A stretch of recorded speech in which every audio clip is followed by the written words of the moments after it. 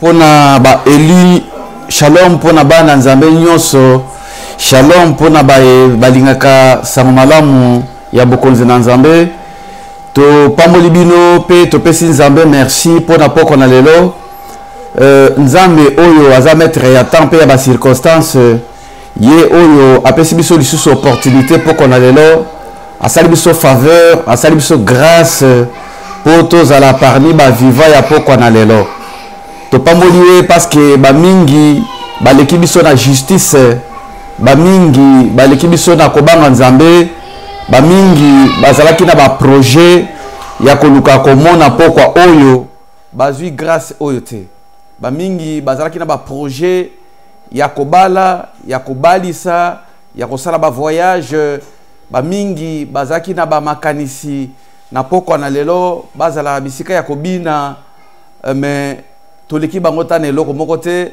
ba se retrouver bisika ya pasi ba mususu baza na ba prison injustement ba mususu baza na ba bisika ya guerre baza kokima na zamba na bana ba mususu baza na bisika oyo lisungi ata mukeza te mais le Seigneur nous a fait grâce pour que tous à la compter parmi ba vivants ya poko na lelo à très bonne santé par sa grâce par sa miséricorde par son amour.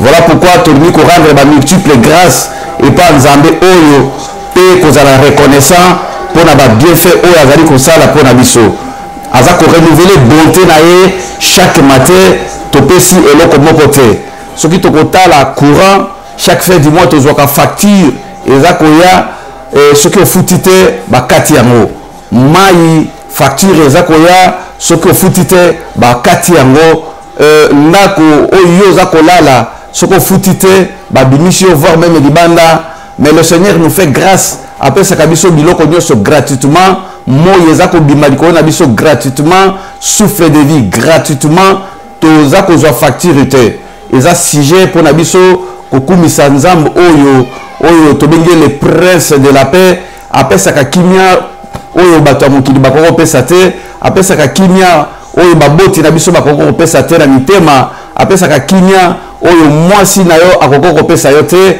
apesaka kimia oyo meme mobali na akoko kopesa yo te apesaka kimia oyo meme bana na bakoko kopesa yo te c'est lui le prince de la paix mopesi na kimia babengi Yehoshua Hamashia le Seigneur des seigneurs le Dieu de bonté ye abomina lokum. Voilà pourquoi liboso to banda koloba pona tina na liloba na ye esengeli to kitsamitu na biso kopesa merci pe kotika ye kobenga molimo na nzambe oyo azali le véritable enseignant oyo enseignaka bato koleka makanisi na bato oyo enseignaka koleka ba théologien oyo enseignaka koleka ba docteur oyo enseignaka koleka makanisi ya mokili to kotika ye azwa contrôle ya maloba na nzambe po ete yende a utiliser bibebu na biso poko na lelo pona ko édifier ba élu na nzambe. Tendre Père, le Dieu de toute puissance, le Dieu de beauté, nous sommes venus devant toi ce soir encore une fois, Seigneur, parce que nous savons que quand toi tu parles, banano ba bikaka, yonde mola kisimalam, lata di bebu na biso Seigneur, ou utiliser biso comme ba instrument na yo, parce que depuis la nuit des temps, Nzambe yo olobaka toujours à travers basakoli. Voilà pourquoi Tomi Kabina maboko na yo, pambola eli moko azako yo kana ndako na ye, pambola basali na yo batiki bisala, batiki ba occupation, ba pusani pona koyoka ainsi dit l'Éternel. Nzambe na yebe ke kozana biso du début jusqu'à la fin. Puissant Seigneur soit égarement, puissant Seigneur soit mode des ténèbres, ba onde satanique, te rendre inopérationnel dans le nom puissant de Jésus. Zana biso du début jusqu'à la fin, na kombo na Christ wazali mokonzi pe mobiki sina biso. Amen. Merci Seigneur parce que yo za kati na biso poko na lelo na lingi lisusu ko pambola bandeko oyo ba Elina Nzambe bo ba fungola litoyi pona koyoka so ya trompette. Ya solo to lingi ko pesa Nzambo merci ndenge to bandaki émission na biso mercredi semaine passée la introduction to zalaki na servante na Nzambe journaliste na biso Olga azalaki pona ko introduire biso pona tina na milulu tope ba message oyo ko banda koleka et lelo Nzamba ko sala biso grâce que to banda directement na message mais toujours est-il que na ngolu na ye to ko banda ko zonga muke pona introduction wana pona ko talisa bino eloko nini babengi temps pe eloko nini babengi yango sali mais na muke oyo to yebaki na kolobela je crois que eli moko a comprenaki pe a ebi nini to ko banda ko partager vraiment poko na lelo tozana esengo malamu ya koyoka liloba na Nzambe parce que yango nde ezali boussole pour na tire na biso, yango nde ezali mwinda na matambe na biso, yango nde ezali ko éclairer biso. Na komisi Nzambe peut-être avant que to banda awa tozalaki biso nyonso en direct na bomoko ya mboka komona ndenge nini combattante alekaki awa mama Congo pona kolobela fora tire na mboka na biso. Na komisi Nzambe parce que ezalaki pe ta moko merveilleux pona ko éveiller conscience ya peuple congolais. Lokola ye azali maître ya temps pe ya circonstance ngonga na makambo na yango to komi pe na tanga ko yesa molimo na biso. To yebe ke poko na lelo bandeko mingi bazana nzala ya koyoka maloba na Nzambe parce que oyo ezali ko bima ezako uta nde pa na Nzambe. La Bible nous dit que kokoma na tango moko oyo bato bakozala na nzala. Mais nzala wana ekozala ya kwanga te, nzala wana ekozala ya fufu te, mais ekozala nzala ya koyoka maloba na Nzambe.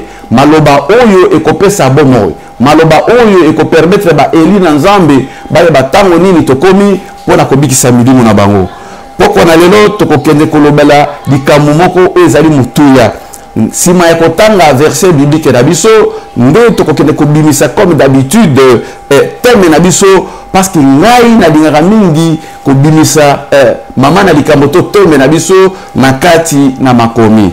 Tokokende liboso kokende kotanga na mokana na Luc chapitre 16 tokobanda na verset 19 pe tokosukisa na verset 31 tokokende kotanga na mokana na Luc chapitre 16 tokotanga na verset 19 pe tokosukisa na verset 31 natangi na kombo na Yesu. Il y avait un homme riche qui était vêtu de pourpre et de fêlés et qui chaque jour menait joyeusement et brillante vie. Un pauvre nommé Lazare était couché à sa porte, couvert d'ulcères et désireux de se rassasier des miettes qui tombaient de la table du riche. Et même les chiens venaient encore lécher les saisisseurs. Le pauvre mourut, il fut porté par les anges dans le sein d'Abraham. Les riches mourut aussi, il y fut enseveli. Dans le séjour de mort, il s'éleva les yeux et tandis qu'il était en proie et en tourment, il vit de loin Abraham et Lazare dans son sein. Il s'écria, Père Abraham, aie pitié de moi. Envoie Lazare pour qu'il trempe des bouts de son doigt dans l'eau et me rafraîchisse la langue, car je souffre cruellement dans cette flamme.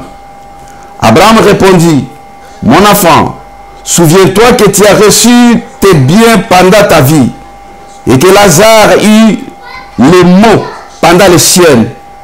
Maintenant, il est ici, consolé, et toi, tu souffres. D'ailleurs, il y a entre nous et vous un grand abîme, afin que ceux qui voudra passer d'ici vers vous ou de là vers nous ne puissent le faire. Le riche dit, je te prie donc, Père Abraham, d'envoyer Lazare dans la maison de mon père, car j'ai 5 frères. C'est pour qu'il leur atteste ces choses, afin qu'ils ne viennent pas aussi dans ce lieu de tourment. Abraham répondit, ils ont Moïse et les prophètes qui les écoutent. Et il dit, non père Abraham, mais si quelqu'un de mort va vers eux, ils se repentiront.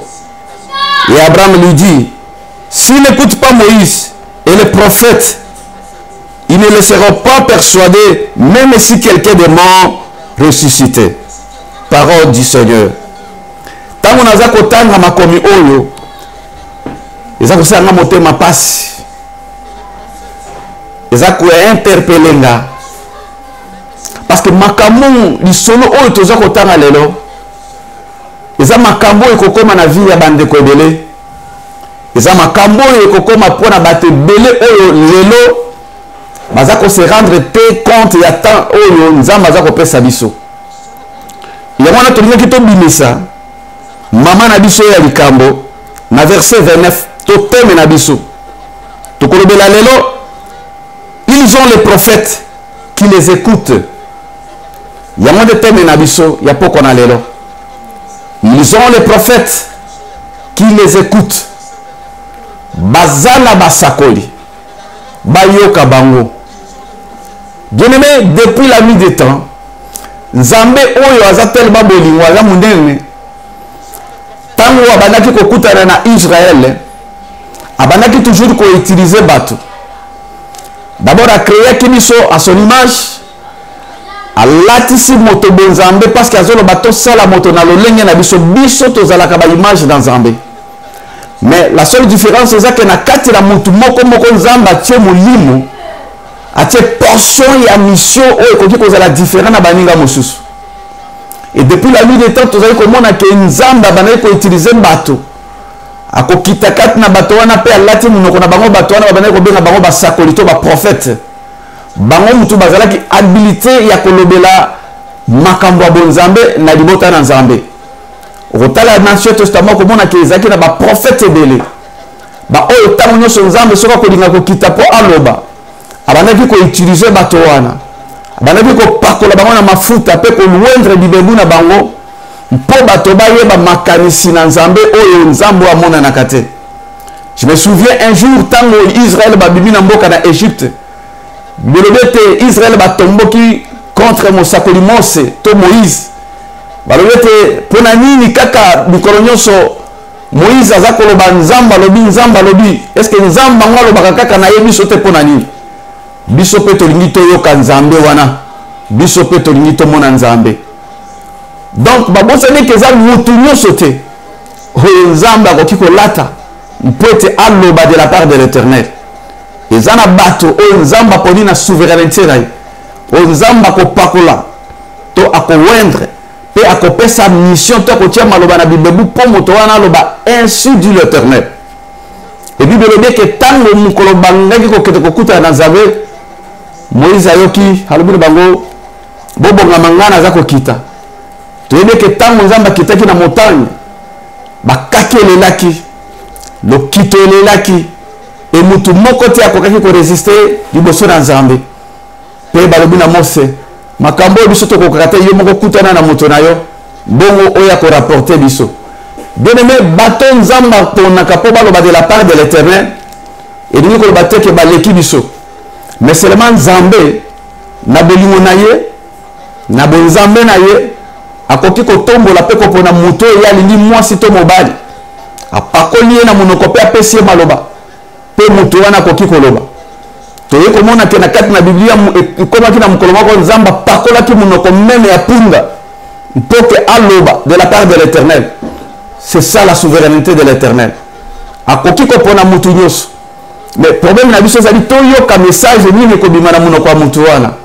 Ata olingi ye te, ata osepeli na ye te, ata aza moto ya ekolo na yo te, ata aza moto ya tribu na yo te, ata aza moto ya couleur na yo te.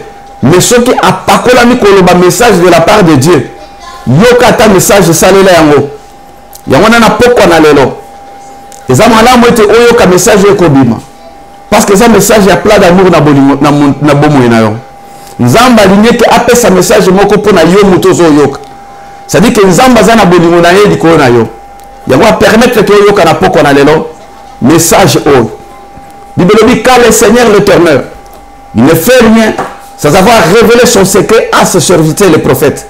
Dieu ne peut pas faire quelque chose ce que saleli ba prophète était, ce que saleli ba sakolité, ce que saleli te bato lokola yo nanga ba o ye moko aponi na élection na ye.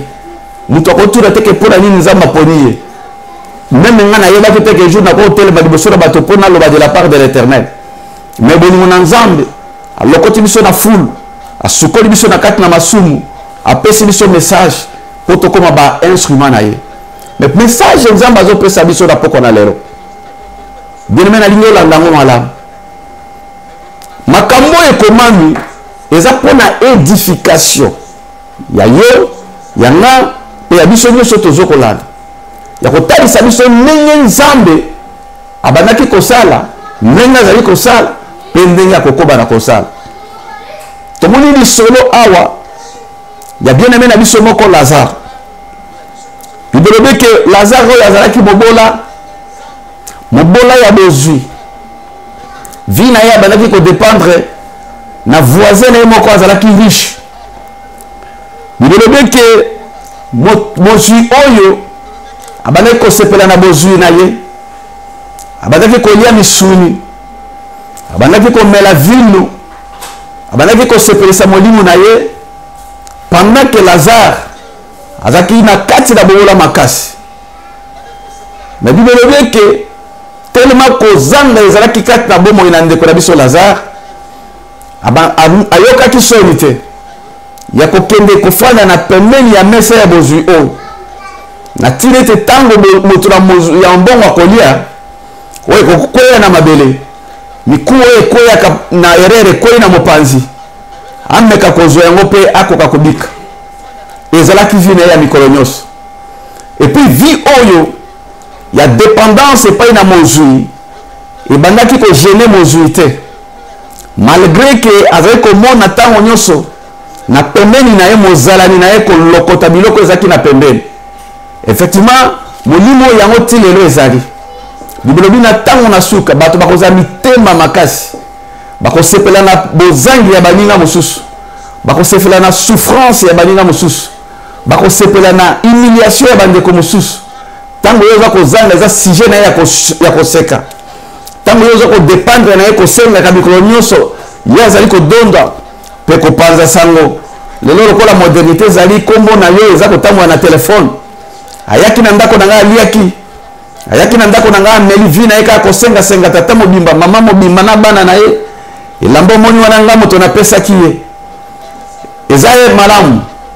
Mais bandeko bota eloko nini elekaki bibelobe ke vi oyo ezalaki bongo mikolo nyonso, mais kasi ekomaki na mokolo moko. Nga nalingi mpe bandako nga na bino toyekola makambo ekomami awa. Esengelaki ke bango mibale batika mokili parce que biso toza éternel te na se na moi.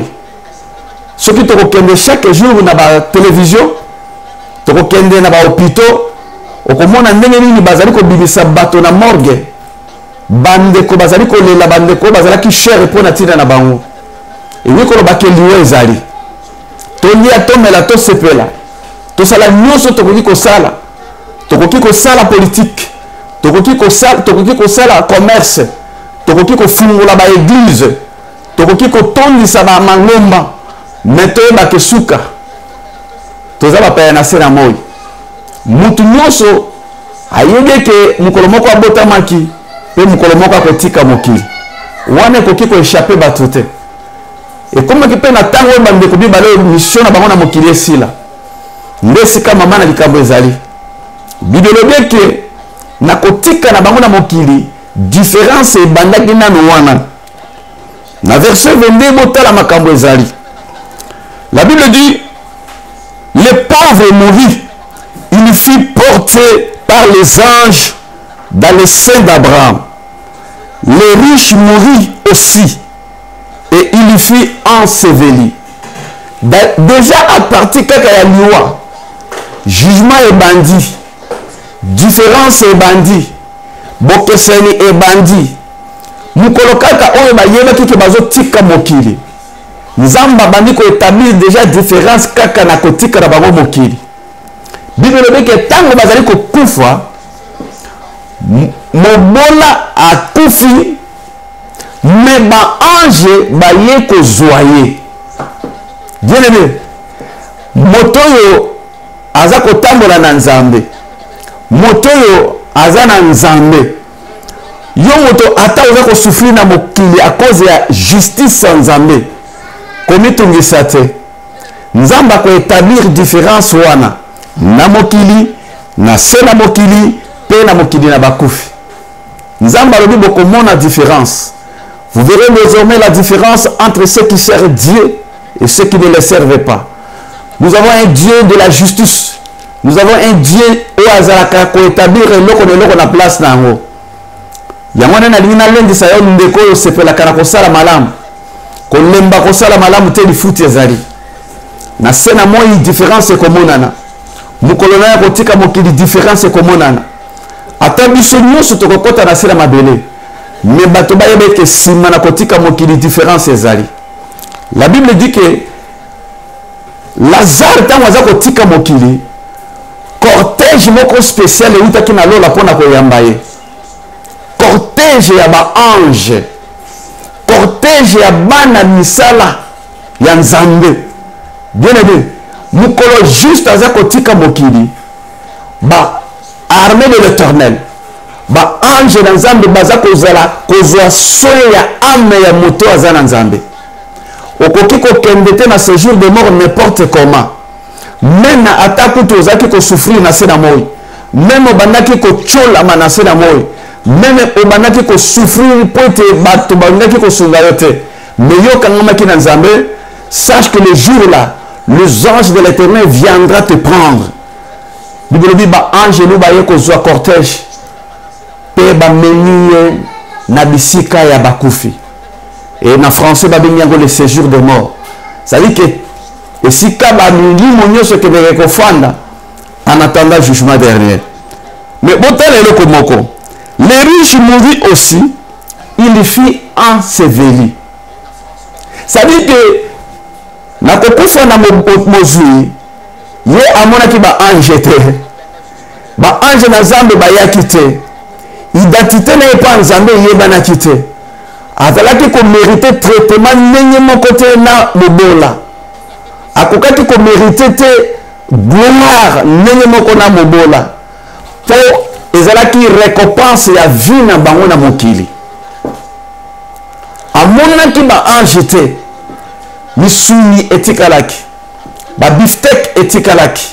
Ba mayonnaise etikalaki. Ba compte na banque etikalaki. Ba immeuble etikalaki. Ba limousine etikalaki, ba plantation etikalaki, basi batikalaki, ba oyo ko betele maboko batikalaki, azalaki face ya kufa. Amonaki ange de l'Éternel te. Ye Bible dit a condamné.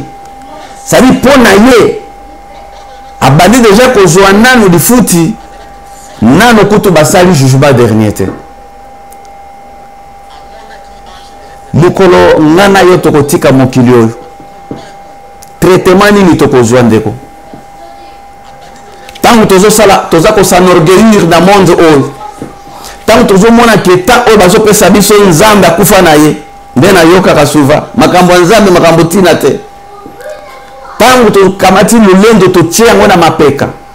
Pourtant la Bible dit que Dieu résiste aux orgueilleux et il fait la grâce aux humbles. Nzambe ngolu ne kitaka na bato ba mikitsaka liboso ya nzambe oyo. Ngolu na nzambe ni monisaka na ba oyo bayebaka ke likona nzambe mutu mususu azali te. Ngolu na nzambe se manifestaka na ba oyo baza kotambola na justice pe na droiture ya nzambe. Et bato wana babaza kozwa lifuti meme na mokili et même mukolo bakotika mokili ti na kati ya séjour de mort et après jugement éternel. La Bible dit le juste fut enseveli. Histoire na epesi liwana. Bakomi kuna na séjour de mort. Bible dit que riche abandi kozwa oyo ye asemaki na mokili ozaki misala na ye na se na moi azalaki ye moko face ya badifficulté wana azalaki ye moko face ya baconséquence ya vie na ye na liboso ya nzambe bibelobe ke abandi koyoka pasi il souffrait cruellement. Ça dit que la souffrance dans le séjour de mort na kati ya séjour de mort, laisse-moi te dire que la Bible ici nous démontre clairement que ezalaki réparti en deux. Bien sûr que bango nyonso baza na kati ya séjour de mort esika bato nyonso bakufaka bakendeke. Et laisse-moi te dire que mutu moko jusqu'à présent na koti na paradis te. Parce que awa Bible ezotalisa biso ke bato baza kokufa baza kokende na séjour de mort esika ya bakufi baoyo baza kotika nzoto physique esika bakendeke kofanda. Mais ici la Bible nous montre aussi que dans le séjour de mort ezana bisika mibale, un lieu que la Bible appelle le lieu de tourment et un lieu que la Bible appelle le lieu de souffrance cruelle. Lazare afin d'être un lieu à repos parce que ba ange ba mema qui est directement na mopazi ya koko na Abraham. Et par là tu comment que Abraham depuis à kufakala nzoko azalaka kaka na séjour de mort azelaka pe résurrection de mort pour la vie éternelle. Bible dit que Lazare s'est retrouvé Lazare qui s'est retrouvé na tolo ya Abraham azali ko consoler abi ko mitungisa te awa pasi na yo esili na ngina ipsande ko moko ata soto tiki mokili oyo kobanga eloko te parce que Dieu c'est un Dieu de justice. Il y a récompensé, il y rend à chacun selon ses œuvres. A futaka mutu nyonso kolanisa misala na ina sena moyi na kama wakatamu bato bakufaka omona bakena cimetière bato bakobanda ba discours kitoko o mutu yazaki moto malamu moto yazalaki gentil que son âme repose en paix bato bazali ko se consoler na ba discours ba français kitoko. C'est comme si na ba discours en français kitoko nde ekoki ko influencer nzambe pour alongola moto na lieu de tourment pour akotisa na lieu de repos. Dieu c'est un Dieu juste. La justice de Dieu il n'est que justice à mokili.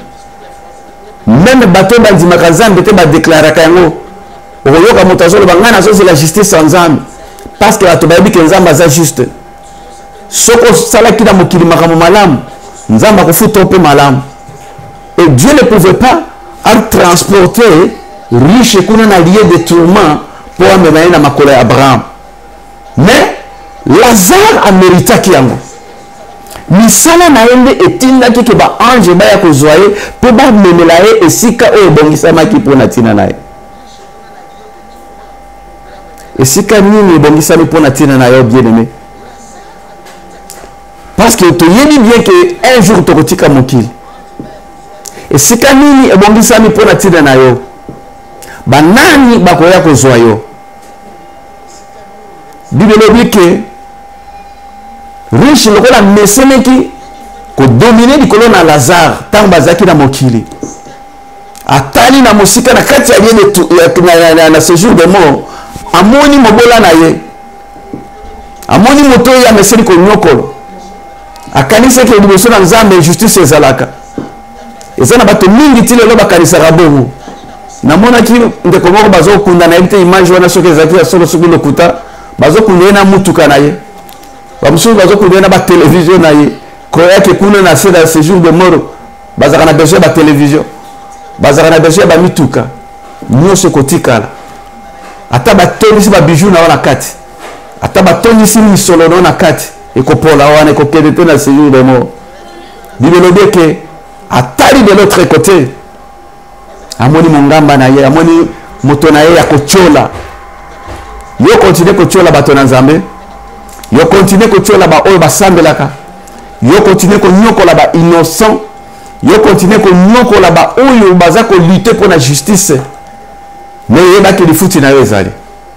La Bible dit que ndeko ya atali amoni alingi a osé orgueil na etina kati ya séjour de mort.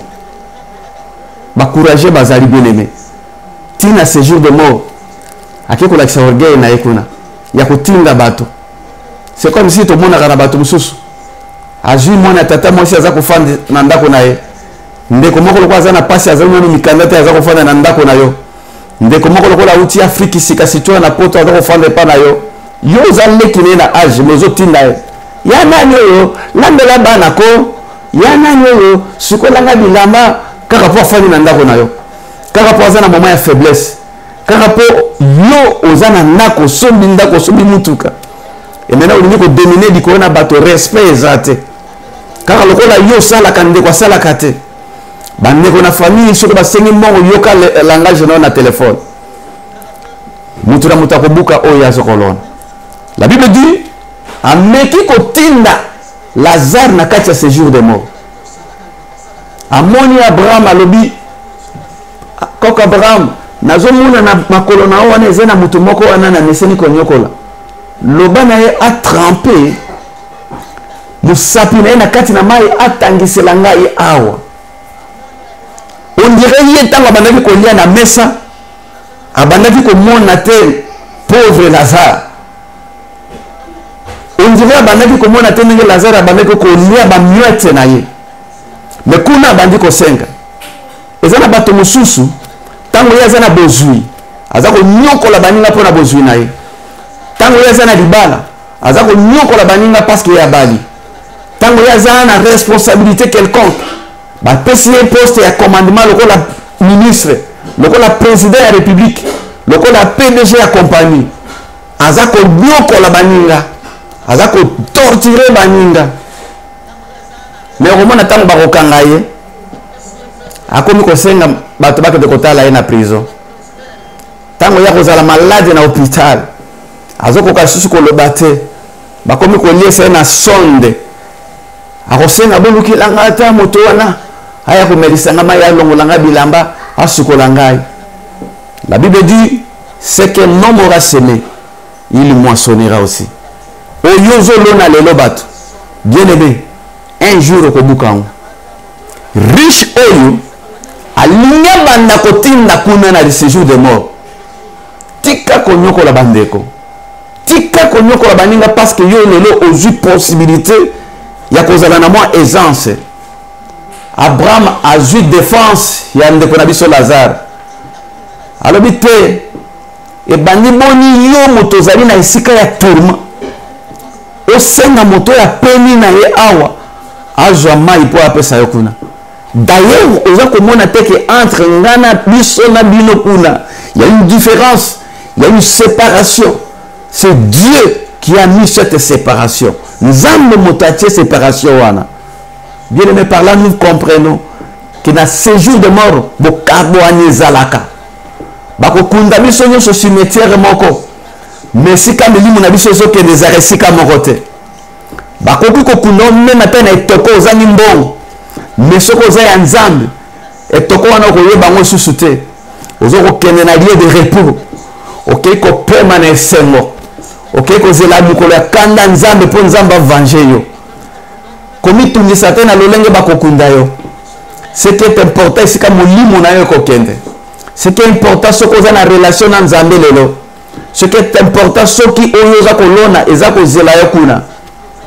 Bibelobi Abraham abandi ko talisa qu'il y a une différence et que motaza na ngambo ya repos akoki ko poussa na kuna te na lieu de tourment. Yango na ngina tuna ndeko moko. Et c'est quand nini yo kokende ko pemba avant de la jugement. Et c'est quand nini yo kokende ko pema parce que liwe la kakate parce que tant nzamba benga moto apesa ka invitation te que soko lingi mokolo nzamba ko signer ordonnance et si li pona tina nayo. La Bible dit malamoko tata ya moni que souffrance eleki makasi ayebisi Abraham alobi na ye ngai naza ko souffrir nazali kosenga epai na yoko otinda ndeko oyo c'est-à-dire que na kati na ye esprit ya kotinda ezalaki toujours amoni ke epai na riche o epai na Lazare makoki ya kotinda ezali te Si quoi alingia banda kotinda na Abraham. Banda kobota alikam. Alingia banda kotinda na Abraham na kati ya séjour de mort. Abadi ko yebisa ye. Alors Bible. Tokotanga yango na verset 24. Alors Bible. Père Abraham, aie pitié de moi. Pour qu'il envoie, qu'il trempe le bout de son doigt dans l'eau et me rafraîchisse la langue, car je souffre cruellement dans cette flamme. Abraham répondit, mon enfant, souviens-toi que tu as reçu tes biens pendant ta vie, et que Lazare a eu les maux pendant les siens. Mais maintenant, il est ici consolé, et toi, tu souffres. Ça veut dire que la consolation pour les justes commence d'abord dans le séjour des morts. Avant même qu'il y ait le jugement dernier, Dieu commence d'abord par consoler les justes. Dieu commence par consoler les élus. Dieu commence à récompenser les gens qui souffrent pour la gloire de Dieu. Yebaka que consolation est à cause de la bien-aimé. Consolation est à cause de la yo. Kokanisa te misala nyoso zo kosala ezala na église, ezala ndengo sumera bato, ezala ndengo za motema malamu, ezala ndengo yambaka bato na ndako na oza hospitalier, ezala ndenge otretaka ba pauvre, otretaka ba orphelin, ba veuve. Sache que tout ce que tu fais, consolation est à cause de yo nanu kaka na moment ya repos na yo. Voilà notre Dieu, comment est-ce qu'il est amour. Voilà la justice de Dieu. Et yoke lokomoko. Le riche dit, dans verset 27, je te prie donc, Père Abraham, envoyez Lazare dans la maison de mon père, car j'ai 5 frères. C'est pour qu'il leur atteste ces choses, afin qu'ils ne viennent pas ici dans ces lieux de tourments. Abi bon, le qu'on appelle moyen à Kosunanga a réalité. Il est vrai namoni que c'est impossible que moto alonganga bokuna aya ao. Namoni que c'est impossible pe moto alonga bako makuna. Mais nanda ko natika ki bande konanga 5. Tinda Lazare zonga na mokili. Akende ko raconter bango ndenge nini nazo souffrir awa. Ayebisa bango ke bino kuna boza esika ya malamu. Baya awa te babongo la motema. Kende koyebisa bandeko nanga 5. C'est-à-dire que ndeko ya comprendre le niveau de souffrance oyo ezalaki kuna akeko changer motema nde na kati ya séjour de mort ayokela bandeko na mawa po balanda ye kuna te. Bien aimé, yo ozana na se ya moyi nano komi place wana te. Yo ozana na temps ya grâce nano koti kuna te. Yenza bazotikela nano ntongo nyonso. Ba jour oyo zo komona dimanche na limina ngako ke d'église te. Ba pasteur baza ba venturier. Église ezesika ko kende te. Yo moto kino lelo zana na milia ba choli. Yo moto kino lelo ozana na orgueil. Yo moto kino lelo ozako comprendre te que soki na tongo ozako lamuka. Ezande temps ya grâce. Ezande bolingo nzambe. Ezande temps o nzamba zo linga ke okota na lieu de tourmente. Et ndeko yalobi na yoki mawapona bandeko nanga po bayebi makambo ezozala wate. Bien aimé, ceux qui nous entendent après la mort eza pasi mingi. Et la Bible dit ceci. Abraham lui répondit, ils ont Moïse et les prophètes qui les écoutent. Ils ont Moïse et les prophètes qui les écoutent. Abraham a dit qu'il y a na mokili bazana basakoli bazana Moïse azali bandeko na yo bayoka bango so balingi baya ko souffrir lokola yote bayoka basakoli. Pourquoi basakoli? Parce que Dieu parle au travers de ce serviteur. Parce que Dieu a comme sa plan merveilleux à sali à travers ce serviteur. Parce que Dieu azali ko bomba biso na nzela na basakoli oya koyoka basakoli aza koyoka nzambe oya koyoka prédication aza koyoka nzambe. Abraham ayebisi bango ayebisi ye et Abraham lui dit s'ils n'écoutent pas Moïse et les prophètes ils ne se laisseront pas persuader même si quelqu'un de mort ressuscite. Abi mais soki ndekona batikali baboy koyoka Moïse baboy koyoka basakoli ata moto asekui baoyoka te. Oui lelo tozomona bandeko bele bazopesa ba témoignage na ba YouTube na banini na kufaki na lamuki nokomona moto tanga bandi témoignage de tala ba commentaire na se aventurier moto moko boya aventurier azana besoin baise aventurier ça dit que to komi na génération moko oyo bato maloba bakomi insensible na évangile oyo bato bakomi ko yina liloba nzambe ko leka oyo bato bamipesi na makamba mokili ko leka maloba na nzambe. Culte ekoki kozala pendant 2 heures du temps. Prédication ekoki kozala pendant 1 heure to 45 minutes. Mon moto bandi kotala montre na église. Pasteur azote aza pressé pour que makambo na ye. Ça veut dire que même à temps moto asekui à telle génération oyo bata génération ba robongo la kamite matin. Et Abraham ayebaki yango tozomona lelo. Otala na ba prédication tant tozote. Eza na ba mususu bazo komisa nzambe mais tala bato mususu ba commentaire na bango a continuer na site kaka po afinga bato na nzambe pamba kaka boy a continuer na pas commenter de n'importe quoi a moni le la dérangement évangile ils ont dérangé a kokota na mini na prédication po afinga a koya na église po lukaka likambo mabe a publier na Facebook akoya na caméra pour filmer makambo mabe a publier na Facebook. Génération na biso ya ngwangwa ata bato basekui bato bakomi na mitema makasi. Et la Bible dit ils ont Moïse et les prophètes qui les écoutent. Bien aimé yoka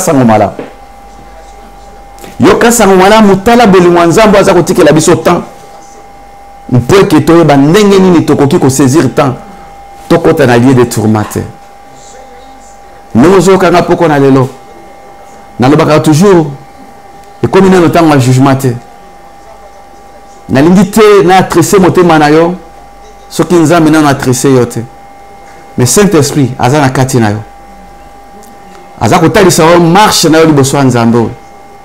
Est-ce que ozotambola ndenge lazaka tambolaki? Est-ce que tozotambola lokola riche? Richesse na yo eza ya ndenge nini? Richesse na yo eza ya ndenge nini? Richesse eza masumu oyo memaka moto na lieu de tourment. Richesse ezali ba comportement oyo eza komema moto na lieu de tourment. Richesse ezali makambo mabe oyo eza kotina moto ki esoka longo na mokili azala enseveli. Histoire na ezala enseveli. Progéniture na ezala enseveli. Pe misala nyonso ya juste ekotinda peke ba ange baya komema na cortège. Nimeke mutu moko na poko na lelo asirasire ke mukolo ya kotika mokili ba ange moto bakoya kozwaye. Gloire au Seigneur. Avant qu'on a mis ce mot ba ange dans un bobby, gloire au Seigneur. Père, je te bénis. Père au kangimiso. Parce que mon est déjà kem. Nazo kanisa lisusu ndekonanga moko na Bible comme na Étienne, nazala di diacre. Bible ba kangi pour na tina na évangile. Ba yene pour na ba bomba, ba bali ko lapider to ko boa kele mabanga. Bazali ko bamba mabanga. Bazali ko bamba mabanga. Liboso ke amene ebima. Atali likolo, Bible obi ki amoni le ciel ouvert. Amoni nkembo na Yahweh, amoni ba angelu na Nzambe, amoni Christ Yesu. Tango amoni yango douleur nyonso na nzoto na mabanga ba bandeko bamba azo yoka ngo susute. A ebisi Nzambe abi papa, limbisa ba oyo bazo bamba mabanga. Pe akitisi moto. Moto na Nzambe alala kabongo. Mwana na Nzambe alala kabongo. Avant que okita osomona cortège ya Nzambe ndenge ezokoya kozwa yo pour que de kozwa repos en attendant jugement Nzambe. Yango nde tozomona lelo bato balingi ke bato bakufa bato bakota na sila mabelenge balamuka po abongola motema bato yo akoya na témoignage que nakufaki na lamuki po abongola motema ndenge nzamba pesi biso opportunité grâce na poko na yo toka évangile moto alingi te nalingi totanga verset moko tozopusa na malembe po ke tokende kokoma na suka message na biso totali na Esaïe chapitre 8 tokotanga na verset 19. Esaïe chapitre 8 le verset 19. Si l'on vous dit consultez ceux qui évoquent les morts et ceux qui prédisent l'avenir, qui poussent les sifflements et les soupirs, répondez, un peuple ne consultera-t-il pas son Dieu? S'adressera-t-il aux morts à faveur des vivants? Dans le livre Esaïe chapitre 8 verset 19, Bible zoloba soki bakoloba na bino ke boke de convoquer bakufi bato bakufa po baya koyebisa bino makambo ekoya bino bozongisa boye. Est-ce que libota na nzambe bakokende kobelela bawei po baya koteya bango to esengeli koyoka kaka nzambe? La Bible déjà nous interdit de consulter les morts. Yo moto sala ka ba invocation ya bakufi na ndako na yo po koma na mbongo po ozwa succès ozali kokota na cimetière po na ko évoquer. Bible lobi tokoki ko invoquer kaka Yahweh na biso. Tokoki ko benda te bato bazana séjour de mort po baya bango de baya kozwa place ya évangile ya ba prédicateur. Ils ont Moïse et les prophètes qui les écoutent. Dieu ne peut pas permettre que bakufi ba c'est quoi pour baya ko prêcher l'évangile. Dieu va toujours utiliser les vivants, les gens qui sont présents, les gens qui là ouais où il y a poni pour parler de sa part. Et bien aimé, tant on zamba zoloba ke tokoki ko consulter ba kufite. C'est pour vous dire que nzambe a sepelakate tant on biso toza ko koma incrédule pour to zilande ba kufi ba ya côté ya biso sango malamu. Nzambe pesi biso opportunité ya koyoka sango malamu pour to bongo la mitema to se repentir de manière que ata toyebi qu'un jour tokotika mokili parce que nous sommes des passagers mais tokende na lieu de tourmenté tokende na lieu de tourmenté et parce que après un jour tokozala elongo na nzambe libela na libela. Alors la ligne que mutu moko comprendre mukona lelo que tokoki kozela bakufi te po to changer to bongo la mitema tokoki kozela te ba prophète ba kufa ba zonga po ba côté ya biso. Ah, la Bible dit qu'un peuple ne peut pas consulter ceux qui invoquent les morts. Un peuple ne peut pas s'attendre na ba prophète ba kufa po ba la mukaba ya côté. Pourquoi? Parce qu'ils ont Moïse, ils ont les prophètes qui les écoutent. Les lois évangiles les autres à partout. Na ba train, na ba métro, na ba bus, même na quatre avions. Évangile les autres mais les gens sont devenus tellement incrédules. Tokotanga na mokada na 2 Timothée, na chapitre 4, verset 1er jusqu'au verset 5. Tu vas dire que tu malembo poto ko de sa message na biso. Na liye ke mutu moko azala sensible na poko na lelo. 2 Timothée chapitre 4, premier verset jusqu'au 5e verset. Je lis au nom de Jésus. Je te conjure devant Dieu et devant Jésus-Christ qui doit juger les vivants et les morts et au nom de son avènement et de son royaume. Prêche la parole. Insiste à toute occasion favorable ou non. Reprend, censure, exhorte avec douceur et en instruisant. Car il viendra un temps où les hommes ne supporteront pas la saine doctrine, mais ayant la démagogie d'attendre les choses agréables, ils se donneront une foule de docteurs selon leurs propres désirs, détourneront l'oreille de la vérité et se tourneront vers les fables. Mais toi, sois sobre à toutes choses, supporte les souffrances, fais l'œuvre d'un évangéliste, remplis bien ton ministère. Bien aimé, biloba nzambe ezotalisa biso ke liboso na nzambe mpe liboso na nkolo na biso Yesu Kristo oyo akosambisa bakufi mpe bato na bomoi. Bible ezokorekomande biso to Tout est à Sangomalamu parce que Nzambe a jugé bato à partir de makambo toza côté. To insister na makambo nyonso na ba occasion nyonso favorable ou non. Ezala na ba train, ezala na bomoko mboka boy. Ezala na ba bis. Et si quand nyonso to se retrouver élu bota na Nzambe ba élu bazali, to côté la vraie, la sainte doctrine de Christ. Voilà ce que Dieu attend de nous comme serviteurs de Dieu. De prêcher la bonne nouvelle de Dieu. À toute occasion favorable ou non. Bah, ça 2 minutes dans l'église. Bah, ça 5 minutes. Ce sont des opportunités, des occasions que le Seigneur nous donne pour le salut des âmes.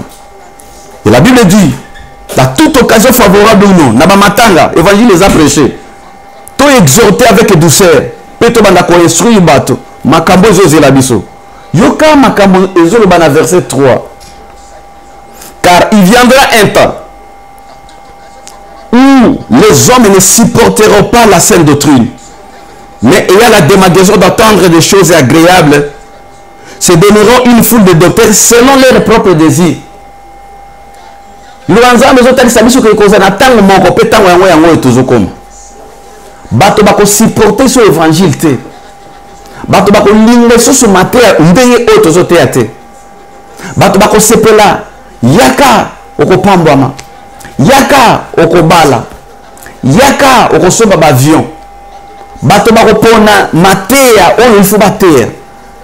Ce qui continue l'église, d'ailleurs même il y a un pasteur qui est pasteur, qui est un matéa boya, qui est un qui sabandini.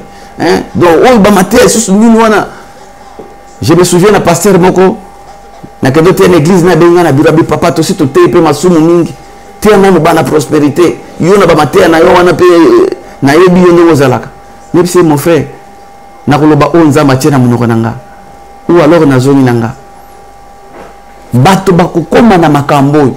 Se donneront une foule de docteurs selon leurs désirs. Bakozana démagaison mokosa. Yako yoka. Tala tango ba matéa on était à maka. Amen. Okomona motako tombo ma. Alongo place à zaki abimisi chenette. Ce qui n'est pas mauvais. A keko s'aimer. Ce qui n'est pas mauvais. A zulu tuka pesi. Ce qui n'est pas aussi mauvais. Et après, amene ko kende wapi. Amena yo ekozala wapi. Na lieu de tourment ou bien na lieu de repos. Bato bakomi kopona mate. Bandimi bakomi ba fanatique ya mate. Bandimi bakomi si ba pasteur ba vedette. Okomi l'église ozo banda mate. Bandimi basi ba meseni na maloba nzambe. Tango ozo banda prédication ayebi ke bandi lokola bandi ya na mate ya kosukisa na apocalypse. Yokutu na le petit verset, il y a ça déjà versé. Ayebi déjà Bible banda na Genèse qui non Apocalypse, mais bazana l'église. Mais le kozo zanga repentance. Repentance exacte.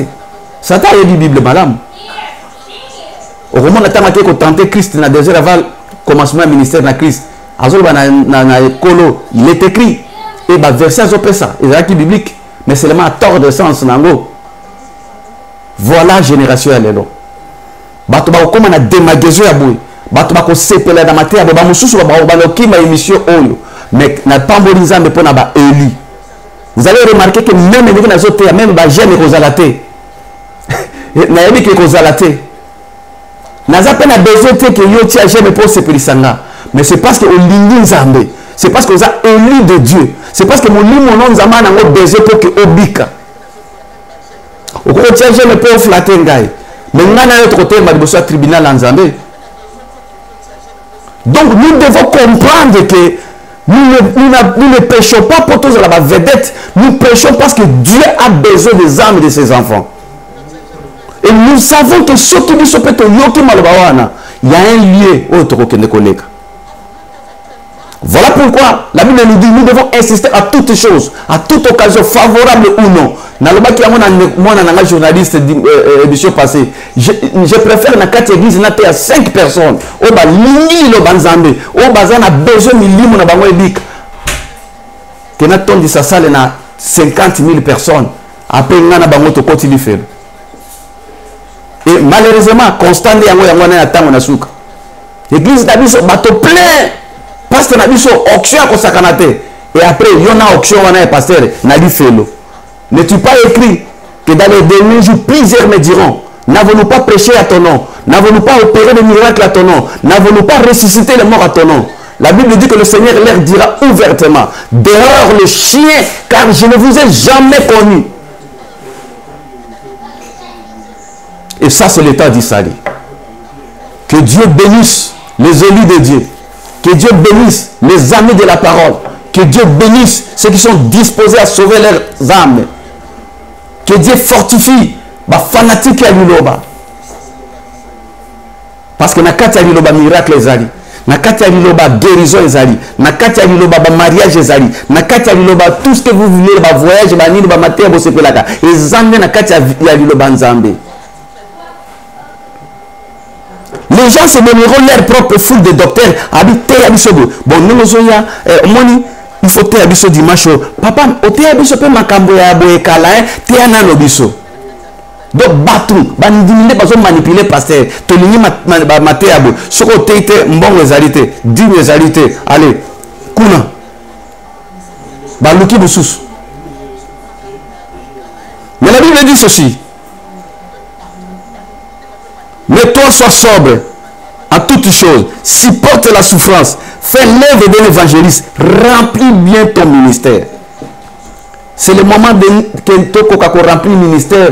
Il y a l'évangile, il y a salut, sans compromission, sans kanyaka, sans fanatisme, sans kosepelissabato, sans tribalisme, sans régionalisme, sans sentiment corporel. Et c'est le moment que le peuple de Dieu va y avoir la tempête pour battre un allié de repos. Na usu qui s'en a versé moko. Na dit que mutu moko na poko na lelo. O nzamba poni. Mutu moko na poko na lelo. Akoka vraiment ko comprendre que nzamba zoti que le temps ya repentance. Mutu moko na poko na lelo. A comprendre que ceux qui lelo zana na bomboy. Eza pona ngolwa nzamba zodinga ke mulimo na yebika. To ceux qui sana mokanda ya Galates chapitre 1. Dans le verset 6, puis c'est dans le verset 10. Dans le Galates chapitre 1, dans le verset 6, puis c'est dans le verset 10. Je lis au nom de Jésus. Je m'étonne que vous vous détourniez si promptement de celui qui vous a appelé. Par sa grâce, par la grâce de Christ pour passer à un autre évangile. Non pas qu'il y a un autre évangile, mais qu'il y a des gens qui vous troublent, qui veulent altérer l'évangile de Christ. Mais si nous-mêmes, si un ange du ciel annonçait un évangile, s'écarta de celui que nous vous avons prêché, qu'il soit anathème.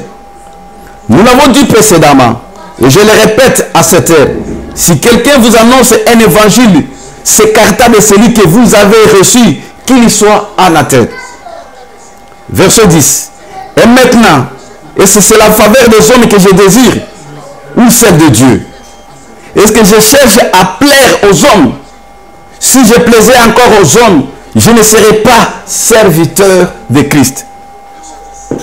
Bien aimé, et c'est quand on a reçu qui s'est un dans verset 6, Bible dit que Nzamba zako kama, Ntoma zako kama ndenge nini, Nzamba denga kibiso na ngolu na ye.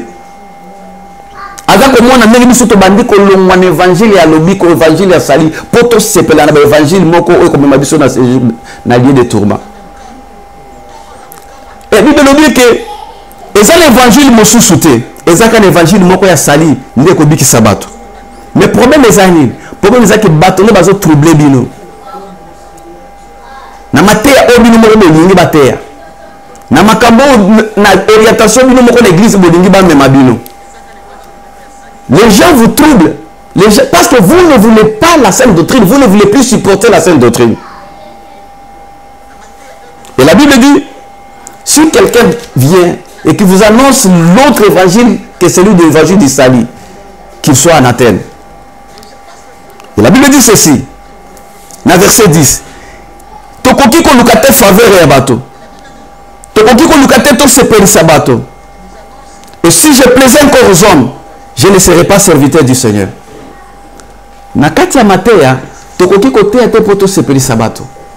Bien aimé, soki ozosepela na Nzambe okosepela pe na mateya. Soki oza kolinga Nzambe okolinga pe maloba na ye. E bao nyonso balingi maloba na Nzambe, Nzambe pe alingi bango. Bien aimé, na poko na lelo na lingi mutu moko a réfléchir. Ozaka fanatique ya nini? Ozaka fanatique ya miracle? To ozaka fanatique ya liloba Nzambe? Christ prêchait d'abord la parole.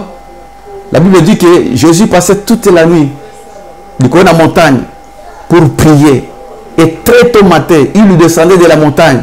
Regardez ce qu'il faisait. Les gens venaient d'abord pour l'attendre et ensuite être guéris de leur maladie.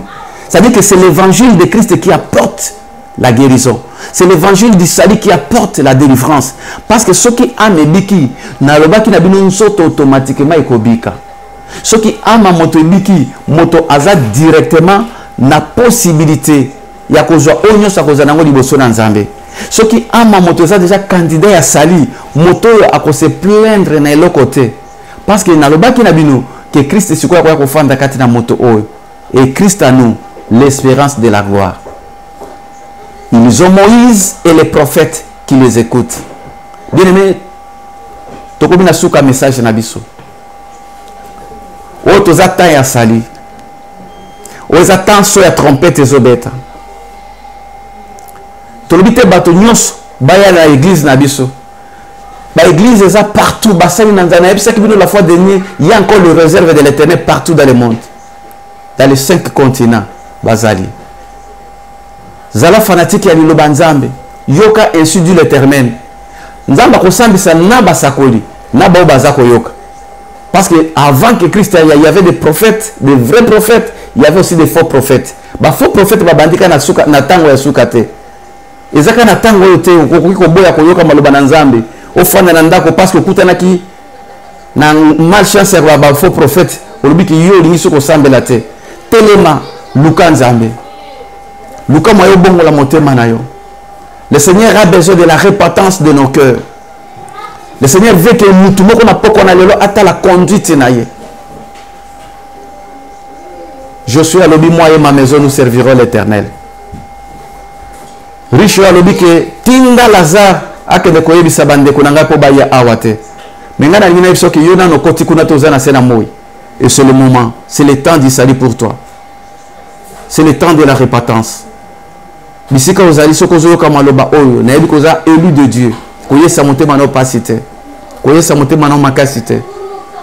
Liboso na Nzambe bazalaka orgueillete, humilie-toi là où tu es. Fungola monte maloba Seigneur, je me répands aujourd'hui. Je vais passer mon éternité à tes côtés. Je me répands sincèrement de tout mal. Je me répands du péché, pardonne-moi. C'est un Dieu miséricordieux, il est compatissant, il est lent à la colère et riche en beauté. Son amour est tellement infini. Azana poko na lopembe na mutumoko. Alingi asukola mutumoko.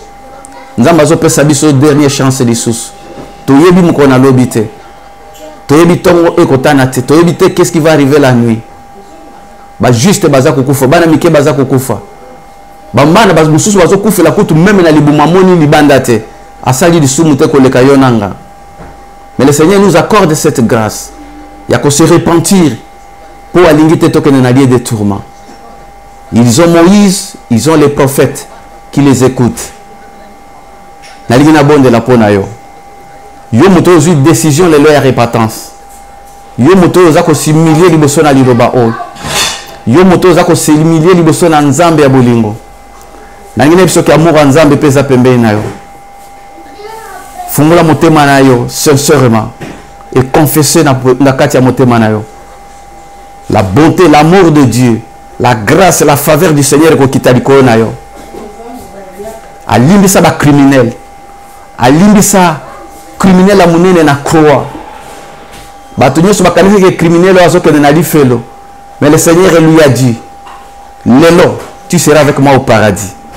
Nangina ibisa moto moko même au moment, même au salaba avortement, même au salaba kambo ya ndenge na ndenge lokolo yo qui soit trompette pour qu'on a lelo. Le Seigneur est là pour te pardonner si tu es sincère avec Dieu. Si ton cœur est sincère avec Dieu, son amour est grand, plus grand que makanisi na yo. Ko se sentir coupable de te fungola seulement monter manalo ba Seigneur na longité liboso na yo. Pardonne-moi, donne-moi la force de te suivre. Na saisir l'opportunité, na simba grâce Seigneur. Na simba ngolu na yo parce que nazana no vivant. Na cause la te ba cérémonie, na cause la te ba liturgie, ba messe après libembe, ba discours na cimetière, na lingi ba discours na cimetière te. Na lingi moko na kolala ba ange ba ya kozwanga. Na lingi na bondela. Tendre peur. Nzambe na bikamwa pe nzamba bolingo. Liloba na poko na lelo na tiki na boko na yo. Toi qui connais les cœurs des gens. Oyebi bana na oyebi ba oye ba tiki misala ba tiki ba occupation. Seigneur ba poussani liboso na ngate mais liboso na yo pona koyoka so en trompette.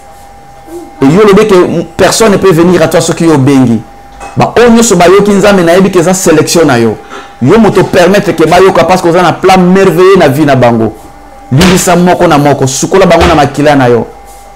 Oxy à Saint-Esprit, oxy à restauration, puissance et à pardon. Et landa bango dans le nom de Jésus. Esprit non sur condamnation, esprit non sur culpabilité, esprit non sur nzambe tia qui barrière longo la qui bouille ya parole. Esprit non sur personne qui bango démagazo ya kopona batei pe ya kopona sakoli. Nzambe elongo dans le nom de Jésus. Ba Eli na yo bazala ba fanatique ya maloba na mais bazala ba fanatique ya ba pasteur te. Na pas moli nzambe parce que yo ko salela ba sakoli ba prophète bazwami na 4 coins du monde. Oko utiliser bango lokola munoko na nzambe pona komema peuple na yo na perfection. Merci pour na poko na lelo. Ba bazaki malade nzambe na biki ko bikisa bango. La Bible dit que au sein de leur détresse ils crièrent à toi, toi qui envoyais ta parole et la parole guérit.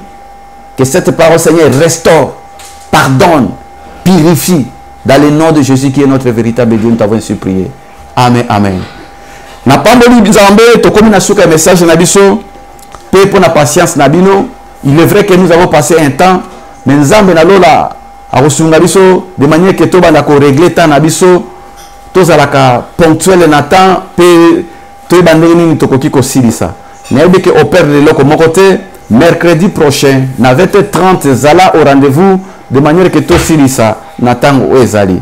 Ba onyo so bakolinga ko zo contact na biso. Il y a certaines choses où Seigneur écoute na bato nzambe.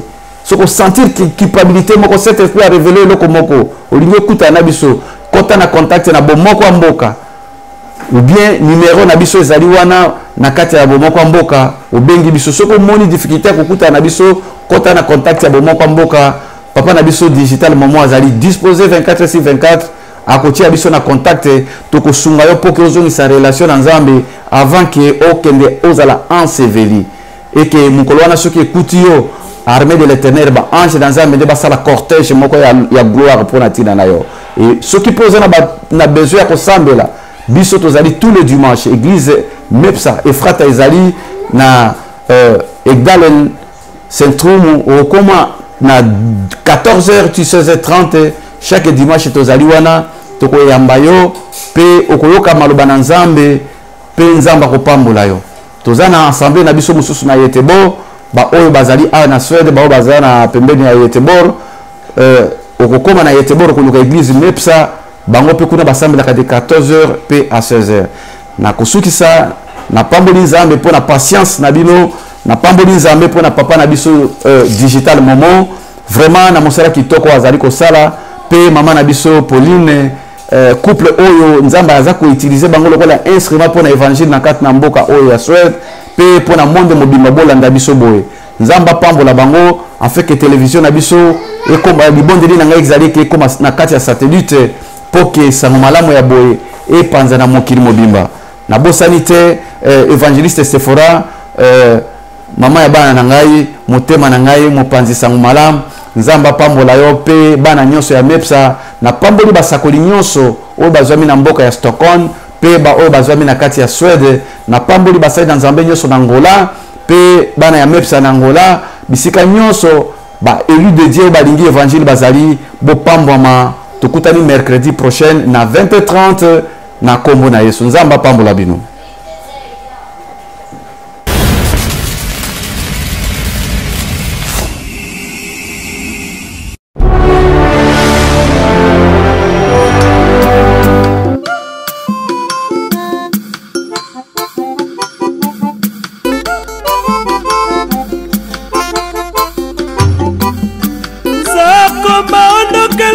boneka weso leleo Zakoma ondokele emi boneka weso leleo Ondokele iseyo ndakombe ambamba Ondokele iseyo masile somba tende Ayi emono Ayi benangalo yaka Yoro yo